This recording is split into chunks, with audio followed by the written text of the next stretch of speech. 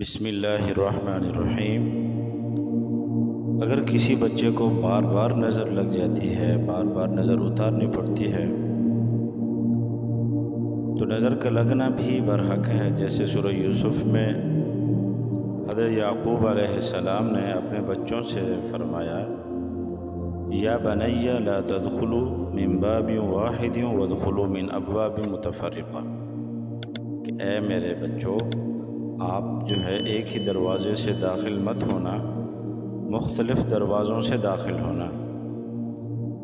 چونکہ یہ زیادہ بھائی تھے اور سارے خوبصورت تھے، وجیح تھے، تو ایک ہی دروازے سے داخل ہوتے تو دیکھنے والا کہتا، ہاں بھائی واہ، یہ تو بڑے خوبصورت ہیں، ماشاءاللہ اتنے بھائی ہیں۔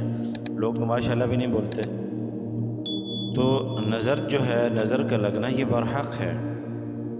ہمارے ہاں نظر کو بہت ہلکا لیا جاتا ہے۔ بعض لوگ تو بالکل اس کو کچھ سمجھتے ہی نہیں ہیں، اور بعض لوگ جو اس کو سمجھتے ہیں تو اس کو پھر سب کچھ ہی سمجھنے لگ جاتے ہیں۔ ایسا بھی نہیں ہے۔ آپ صلی اللہ علیہ وسلم نے فرمایا کہ نظر بد جو ہے یہ اونٹ کو ہنڈیا میں اور انسان کو قبر میں پہنچا دیتی ہے۔ یعنی کہ اتنی سخت ہوتی ہے نظر کہ اونٹ کو جب نظر لگتی ہے تو بیمار ہو جاتا ہے، اس کا مالک اس کو ذبح کرتا ہے تو لوگوں میں تقسیم کرتا ہے، لوگ اس کو پکاتے ہیں ہانڈی میں ڈال کر، پھر اس کو کھاتے ہیں۔ اور انسان کو جب نظر لگتی ہے تو وہ بیمار ہو جاتا ہے اور رفتہ رفتہ پھر وہ قبر کے اندر پہنچ جاتا ہے۔ آپ نے فرمایا، میری امت کی زیادہ تر اموات نظر بد کی وجہ سے ہوں گی۔ اب نظر بد کی نشانی کیا ہے؟ انسان سست ہوگا، کاہل ہوگا، کام کرنے کو جی نہیں چاہے گا اس کو۔ اگر چھوٹے بچے ہیں تو بار بار ان کو جو ہے جمائیاں آئیں گی، چڑچڑا پن ہوگا، چھوٹی چھوٹی بات پر وہ روئیں گے، ماں کو تنگ کریں گے، اور پھر ان کو بار بار بخار بھی آ سکتا ہے۔ اب اس کا علاج کیا ہے؟ اگر تو نظر مارنے والا انسان معلوم ہے، چونکہ ہر شہر میں، ہر بستی میں، گاؤں میں جہاں آدمی رہتا ہے اس کو پتہ ہوتا ہے کہ اس آدمی کی نظر بہت لگتی ہے۔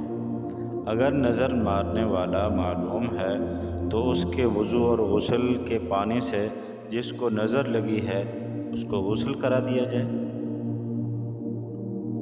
جس طرح ایک صحابی تھے، وہ غسل کر رہے تھے، غسل کے بعد جو ہے اچانک آ کر گرے، اور پھر جو ہے آپ صلی اللہ علیہ وسلم کو بتایا گیا کہ اس طرح فلاں صحابی جو گر گئے ہیں، تو آپ جو ہے فوراً وہاں پہنچے اور پوچھا کہ آپ کیا کر رہے تھے؟ انہوں نے کہا جی غسل کیا، غسل کے بعد پھر میری یہ حالت ہو گئی۔ آپ نے پوچھا کہ یہاں سے کوئی گزرا تو نہیں تھا؟ تو اس وقت تو نہانے کا یہ انتظام نہیں ہوتا تھا جس طرح ہمارے اٹیچ واش روم ہوتے ہیں اور بالکل محفوظ جگہیں ہوتی ہیں۔ پہلے تو ایسے اوپن ہوتا تھا، یہ چھوٹی چھوٹی دیواریں یا کپڑے کا انتظام تھوڑا سا کر کے، یا اوپن جگہوں پر جو ہے لوگ غسل کیا کرتے تھے، مرد حضرات۔ تو انہوں نے کہا جی فلاں آدمی یہاں سے گزرا تھا، تو انہوں نے کہا ان کو بلائیں۔ تو جب ان کو بلایا گیا تو پوچھا کہ کیا آپ نے اپنے بھائی کو مارنا ہے؟ جب آپ نے ان کو دیکھا تھا تو آپ نے ماشاءاللہ کیوں نہیں کہا؟ تو اس آدمی کی نظر جو ہے لگتی تھی۔ تو اس لیے جب کسی کو دیکھیں، جب کوئی اچھی چیز دیکھیں تو ماشاءاللہ کہیں۔ اور بزرگوں نے بھی یہ طریقہ بتایا ہے کہ جب انسان آئینہ دیکھتا ہے، جب وہ شیشہ دیکھے، اگر اس کو نظر لگتی ہے بار بار، تو جس کو نظر لگتی ہے وہ آدمی جب آئینے کے سامنے کھڑا ہو تو بسم اللہ ما شاء اللہ لا قوت الا باللہ، بسم اللہ ما شاء اللہ لا قوت الا باللہ، یہ جو ہے پڑھتا رہے۔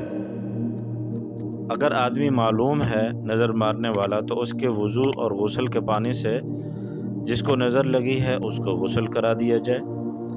اگر آدمی معلوم نہیں ہے نظر مارنے والا تو پھر 29واں پارہ اس کی سورہ قلم کی آخری آیات وہ پڑھ کر ان کو دم کیا جائے۔